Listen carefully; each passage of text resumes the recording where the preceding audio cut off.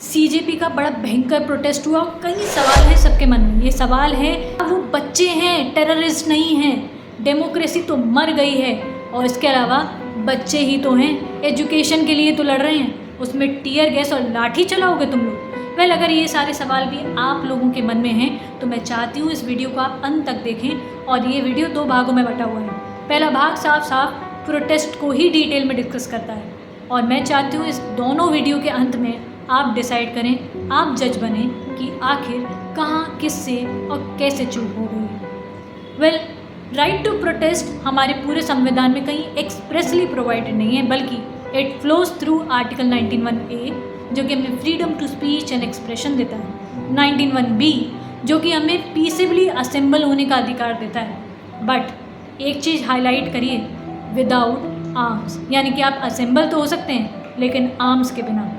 ये आर्म्स का मतलब यहाँ पे है, अगर आप कोई भी औजार कैरी तक कर रहे हैं वो भी राइट टू प्रोटेस्ट के अंदर नहीं माना जाएगा। वेल, राइट टू प्रोटेस्ट के रेस्ट्रिक्शंस दिए हुए हैं, यानी कि it is not an absolute right. Right to protest के रेस्ट्रिक्शंस आर्टिकल 19(3) बताता है। आर्टिकल 19(3) साफ साफ कहता है, अगर प्रोटेस्ट भारत की संप्रभुता, एकता, अखंडता को ठेस पहुंचाने के लिए है तो ये राइट टू प्रोटेस्ट में कंसिडर नहीं किया जाए। अगर प्रोटेस्ट के ज़रिए पब्लिक ऑर्डर को ख़त्म किया जाता है या ठेस पहुंचाई जाती है तो भी वो राइट टू प्रोटेस्ट में नहीं काउंट होगा। जिन्हें पब्लिक ऑर्डर के बारे में नहीं पता, पब्लिक ऑर्डर होता है सेफ्टी, यानी कि जैसे चीज़ें चल रही हों शांतिपूर्वक वैसे चलती रहें। प्रॉपर्टी को हार्म पहुंचाना, लोगों को नुकसान पहुंचाना या फिर लोगों की आम जिंदगियों में भी रुकावट पैदा करना पब्लिक डिसऑर्डर होता है। दूसरे सवाल की तरफ, राइट टू प्रोटेस्ट कब अनलॉफुल असेंबली में भी तब्दील हो सकता है? यस, एक लॉफुल असेंबली किसी भी पॉइंट पर अनलॉफुल असेंबली बन सकती है, प्रोवाइडेड कि उसका ऑब्जेक्टिव सरकार या पब्लिक सर्वेंट को डराना हो, सरकार को उसका काम ना करने देना या पब्लिक सर्वेंट को उसकी लीगल ड्यूटीज़ परफॉर्म करते समय रोकना हो, चाहे उस असेंबली का उद्देश्य एक वायलेंस कमिट करना हो।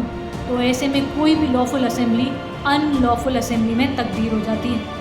ये क्रिमिनल फोर्स किसी भी प्रकार का हो सकता है, लोगों को खींचना, लोगों को धक्का देना, उनकी ड्यूटी परफॉर्म नहीं करने देना, पत्थरबाजी करना, ये तक पब्लिक डिसऑर्डर और अनलॉफुल असेंबली का पार्ट माना जा सकता है। यानी कि राइट टू प्रोटेस्ट और अनलॉफुल असेंबली में बस एक थिन लाइन का डिफरेंस है, वो है peace, maintenance of peace. Arms को कैरी नहीं करना, उनका प्रयोग नहीं करना।